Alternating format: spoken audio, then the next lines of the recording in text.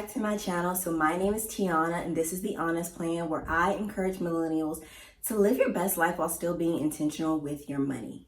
So if you're new to my channel, welcome. I hope you hear something today that's insightful and that you can apply to your specific situation.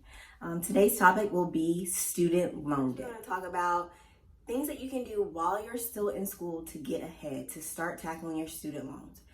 So tip one, if you do not have to take out student loans, do not do it. If there's any way that you can work and pay your way through school, try to do that. But I know it's kind of hard, so if you do have to take out loans, only approve the amount that you need.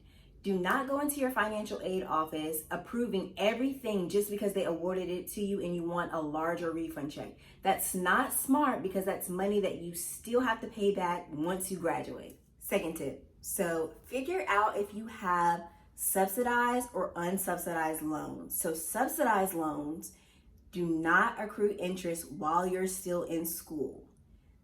However, unsubsidized loans will still accrue interest daily while you're in school. So the interest that is accruing daily will be capitalized and added to your principal. So then later you will end up paying interest on your interest. Interest on your interest. Okay. You can start early. Start throwing as much money as you can towards your interest, towards your principal, to lessen the amount of money that you have to pay once you graduate. So let's just kind of put everything into perspective. Say that you have an unsubsidized loan that you take out your freshman year and you don't pay anything towards it until after you graduate. So that's 4 years. It's 365 days in a year. So 365 days times 4 years, that's 1,460 days. And say your interest is growing $3 a day. That's $4,380 of interest that you let accrue on top of your principal that you will have to pay back. And on top of having to pay that extra $4,000, now you're going to have to pay interest on top of that. Interest on the $4,000. That's a lot of money that you can save if you just start early and start paying as much as you can as soon as you can. Graduate and enter repayment status. It is so important to call your student loan provider and ask any questions that you're unsure of. So if you do not call and set up a payment option, they'll automatically enroll you into their standard option. So even though we're trying to pay off student loan debt as quickly as possible, you still want to make sure that you can afford your day-to-day life. We don't want to put you in a bind and things like that. So they have other options like income-driven repayment options or graduated, which can be cheaper than just the normal standard. And maybe you can afford that a little more. So just call and see what options you have available in regards to repaying your loan. Another important question to ask your student loan provider is, how are extra payments applied? Meaning, if your student loan payments are $140 and for 1 month you send in $240, you want to figure out where that extra $100 is going.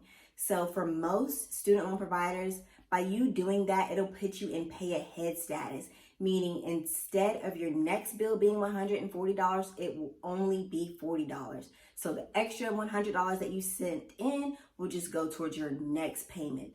And if your whole mindset for sending in that extra $100 was to tackle principal for a specific loan, you need to call in and see if that is available.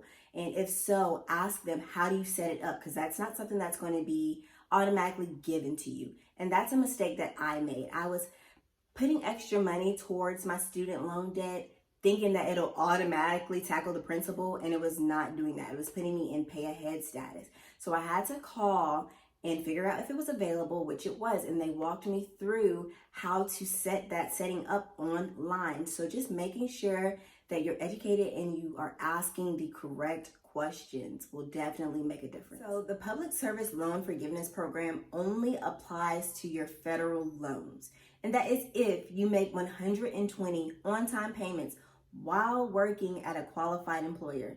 Meaning it will take a minimum of 10 years to even qualify for this program. And Actually, I called my loan provider prior to making this video to inquire about it, and one of the representatives actually told me, just because you qualify for this program does not mean you will actually get it. So have a backup plan. Have a plan in place just in case it doesn't fall through, which I hope doesn't happen to anyone.